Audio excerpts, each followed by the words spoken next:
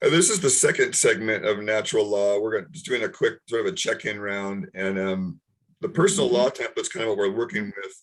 But there's this edge right now in the world, and Hunter asked me, what's my take on the current state of affairs and how easily some people have just sort of flipped.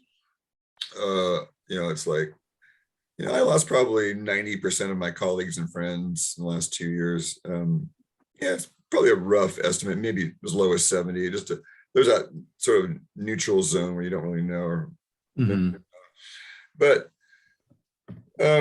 I started studying this. I mean, I woke up as a child. My mother kind of put me back to sleep for a while with an unintentional sort of shaming about talking to invisible spirits, and it was sort of a safety thing. That in her eyes was going to make me sort of a target, and so she told me not to talk to them, especially in public. And yeah, I got it, but it was like this yearn just developed inside me.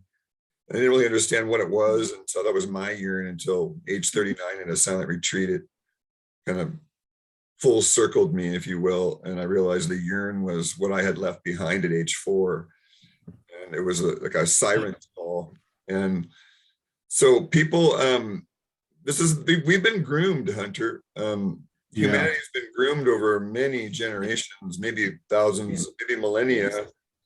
And it's also the end of a long yuga and yoga. There's those ages, and we don't look at the meta view enough to really understand. There's a galactic view, a solar system view, a universal view, a solar, a lunar view. So we need a context for everything in my world. I mean, that's what sort of one of my Chinese medical teachers early on in macrobiotics was saying. Everything needs a context, because yin and yang don't mean anything themselves. Right. So what's the context? And so this is, there is a view, I don't share it 100%, that humanity has been the slave race for sort of a solar system, galactic, slave trade, like Star Wars sort of alludes to in that fictional series. I don't subscribe to that necessarily. Corey Good and David Wilcock kind of talk loosely about it a little bit in some of their work. The Secret Space Program on the more negative side, the dark. So, but if you look at the chemtrails, for example, you can see evidence that the planet is being altered, harvested on some levels. And so in the bigger view, though, we don't really know why. And all we sit down here on our micro levels, we can sort of, as Gene would probably like to say, we're just kind of, in the moment we're in, we're safe. The moment right now is all there is. And the eternal present is what is divine. And if we resist what is divine, we're going to suffer. And the wider that gap, the more the suffering. Right. So as Adyashanti likes to say, how's that working out for you? He'll just bust one of those out, and then people go, they just shrivel. Sorry, you're the master. Because he's right. How's it working out for you? You're just resisting, so I still get pissy. I got pissy the other day. The skies they've been really turning it up lately, because this is the 2 rainiest months of the year. So in order to counteract that, it requires extra, bad stuff up there going on, which makes people with a limbic system for the planet like me, I'm sort of a planetary proprioceptor. It makes me just, crazy inside. The natural law scheme of things is like, I don't escape much awareness of anything, and so I just have to deal with it and not talk about it sometimes. But people in general don't want to be as sensitized as me, because the consequences of this level of sensitivity, Gene understands, you understand, Hunter, is that we climb the ladder of spirit, and so as joy increases, so does the potential for pain. As joy increases, so does its opposite, in the world of duality here, at least. And so the higher we get, the further we can fall. And you see these men that spend their lives in a cave, and they get shown one beautiful blonde, and they're just gone, all their work is in the toilet because their penis finally showed up, and they didn't know what to do with that. That's not a well-rounded being. Suddenly, boing, this one energy center pops open, and they don't know, whoa, I wasn't trained for this, and that's what, Bikram was one of them, and, many, and they fell. And I knew this early on, so I did lots of training to keep my will and self-respect intact for those sorts of, energy centers opening up. So humanity hasn't been prepared for, on a lot of levels, for what we're going through. If you look away from good and evil, you know, that 30 years ago, I read a book by Barbara Marciniak about where our solar system is going in the galaxy. And so we're in this area that they termed back then the photon zone, but there's all kinds of names for it. I like Yogananda's word. He calls it the photonic energy, or lifetron, Tron, lifetron energy. Oh, So there's an increase in photonic or lifetron energy, which translates as the thoughts you think and the words you speak and your actions are going to manifest more quickly in the world. So this guy talking about orgonite did the same thing. If you have orgonite around you, be careful of the thoughts you think, because you're on that razor's edge of a negative thought form will attract a negative entity. And you see it, you see it all, the drawings, all those spiritual drawings of the beatific entities and the horrendous ones and the Tibetan stuffs. You know, they're pretty gnarly looking, you know. right. But they're always around anyway. This is when, so the long answer, Hunter, is this is they sort of pulled a switch. It's like when you're doing brainwash, you set up sort of a master switch, and this was it. They had primed people for years, you know, with all the programs of the CIA in the 60s and the 50s, and you know, whether there was so many things that happened, whether they were fiction or fact or in dispute, you know. And even the Kennedy assassination, all the official footage has been altered because the motorcade came to a stop. And that's when Kennedy was finally shot, was when the motorcade had stopped. There was one final guy. There was like eight men, according to this documentary I saw based on the WikiLeaks, that there were 8 shooters that all didn't kill him, these morons. And the 9th guy was the guy in the sewer looking up, and he's the one that finally did the kill shot. But the motorcade had been forced to stop so he could get his shot in. But in the video, they don't show that stop anymore. So they've literally altered history. See? Wow. But the consequence, this is the natural law part, the consequence of that is the equal and opposite comes into their universe at some point. You know, time, the way we see time doesn't really, the way time is, but there's a choice being made there on some level, and it goes against some being's free will. And when you interfere with some other being's free will, there are consequences that I personally can attest to, because I was never allowed to get away with much. So do I find any kind of joy about that? No, not really, because my world's centered around what I can influence, and I don't have any choice over these Zeus-like entities or whatever these lower gods are, that they're probably not even gods, you know, they're probably just alien races with powers we don't understand, or, you know, different level of beings that have certain, you know, subtle forces they understand that we call magic, but right, you could just say that. So there's a lot of different things going on the earth. There's different viewpoints. You can see the earth through the 4th dimension, the 5th dimension, the 3rd dimension. You can see the earth through a lot of different portals. And so what we see is probably a small fraction of the sort of polarized battle, if you will, going on in this realm at this time and space, you know. So a big battle happening right now. Yeah, you know, there's blast walls around the White House and a bunch of the major monuments in DC. And so one of the theories is they're gonna blow those up. There's what? Did you say there's glass balls? Blast walls, BLAST, blast walls. Blast walls, yeah. Blast walls around the White House. I'm not joking. And what is a blast wall? I don't even know. The military put them up because they're going to blow a building up, right? So you don't want the debris going out into the street. Oh, wow. I did not know that. Yeah, remember, DC is the capital of the old, it's not the constitutional republic. DC is the capital of the false entity that started after the Civil War. Oh. So DC is technically foreign soil. And so they've been caught in the act. And so Biden's not even in the White House. There's so much footage of, you know, he's in the studio at whatever that Lionsgate, whatever. Castle Rock. Castle Rock, thank you.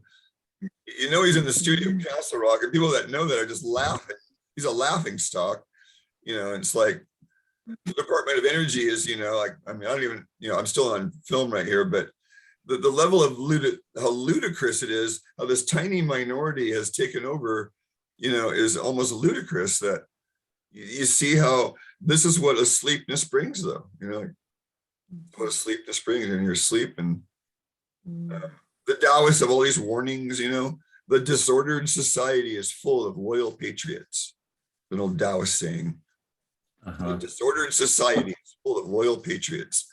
And so you see where we're at. We're in a disordered society full of loyal patriots. And what's our job? Well, my job, you know, I survived my trials and tribulations so as to bring order. Because that's what nature does, is it takes chaos and makes order out of it. And people don't give it credit for that. That nature is chaos. And oh, no. I spent my life studying this stuff. So you take human excrement, it will turn into a plant in no time, you know? Right. Excrement's not waste, it's a resource for something else. You know, we don't look at it like that, however. Right. So that's part of the loop that's been closed. David Icke, I-C-K-E, talks about the great inversion. And so the great inversion is being unveiled, which we call the Armageddon or the apocalypse. It's just the great awakening is all it really is. In the end of the Mayan calendar, all that. It's the end of this era transitioning. And unfortunately, we're in the bottom of the barrel stuff right now. You know, right. The bottom of the barrel revealing itself and all the, you know, the good and the bad that comes with it. So I'm going to turn the recorder off. That's sort of like what we see going on. So I check in on the, let's go to the share screen for a second. So if you were doing a check-in with your group, then the homework would have been the personal law notice template.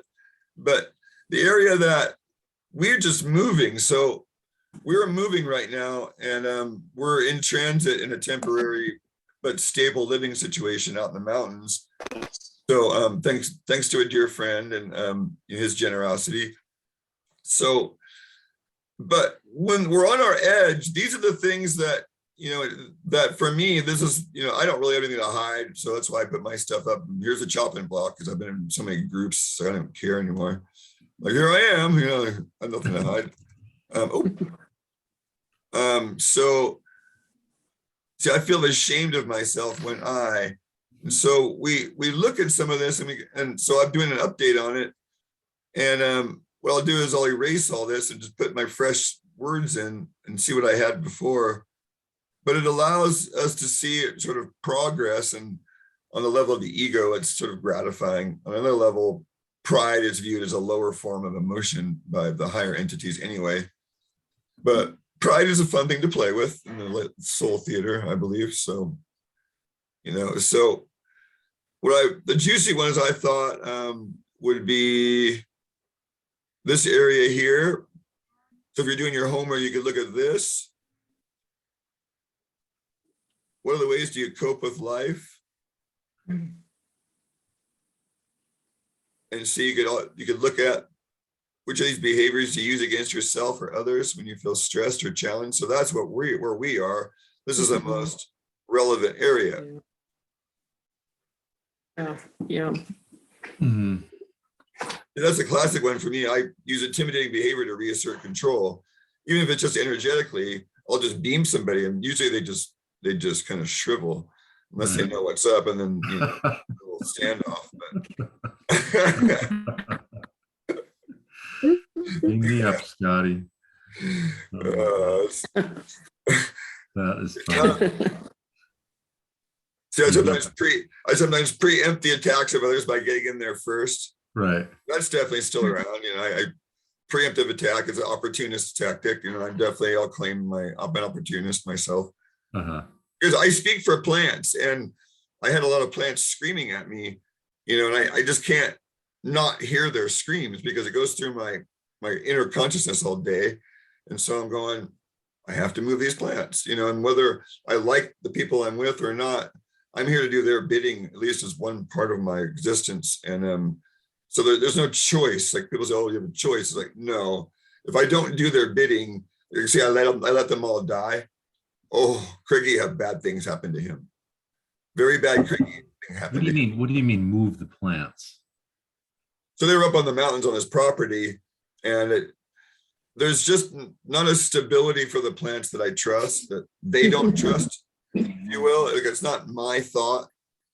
So I'm getting these like reverberations from the plants, like we're not comfortable. It's like an unease. So I bring them down to my friend's house down in Aptos, where there's a nice little backyard. It's enclosed. And when plants are in pots, they like to be enclosed, and they're out in these pots and the vulnerable winds and eucalyptus trees and a human soul portal. There's a whole human soul portal. Like, the ladies have heard it now. They've heard the voices themselves. So it gets nutty out there. And so the plants were like, nope, ain't gonna work.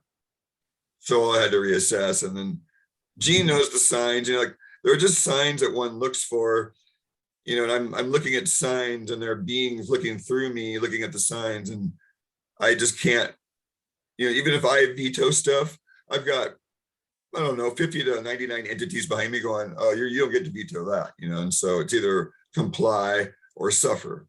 Because when I go against my guidance now, the yellow brick road gets very narrow, very fast. Turns into a thin line to quick suffering. So I just follow orders now as best I can. If I make a mistake, I can just claim ignorance. Oh, I didn't get those orders very well. Sorry, whatever you are.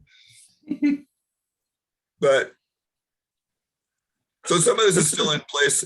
And then this is also the juicy stuff. So how you start this, though, is there's based on this alone, is going through our life and examining ourselves. Like, that's the PowerPoint, I believe. Like right here.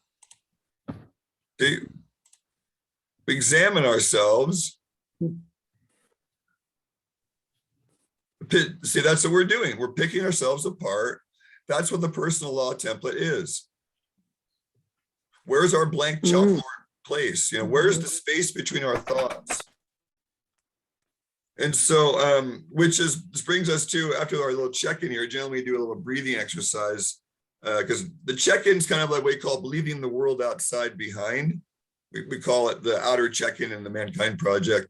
So it's just a way to leave the outer world behind. And, I'm a long digressing babbler myself. So our check-in round will go a half hour to an hour alone in a 2-hour thing. But people don't want a long lecture anyways. We all want, discussion. And so then we go into a sort of embodied phase, which tonight's just going to be an alternate nostril breath, which is always simple. And we always come back to it.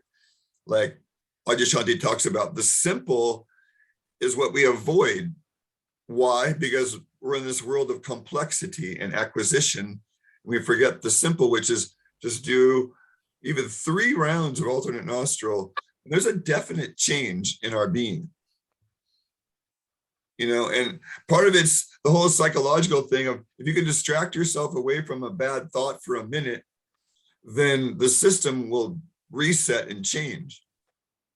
And Abraham Hicks talks about that in their work, getting in your vortex of creation, and, going general is one of their big teachings, is when things are bad on the specific level, just go general, and then come back later and see how it feels, so it's still contracted, and then go general again. And these are the things we're going to learn in natural law, for example.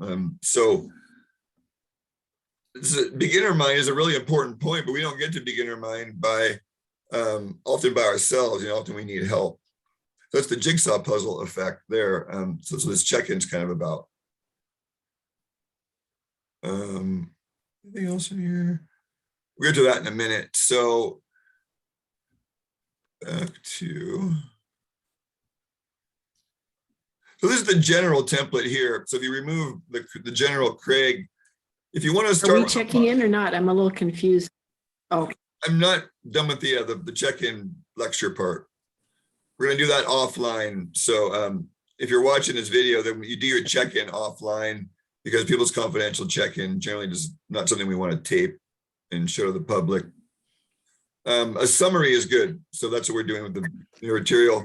So if you're watching the video here, then the last part is you can start with the positive, on the other hand, instead of going to the really challenging ones. And, the things I want more than anything in life are, because And then some more, what do you want? If I had these things, I would feel.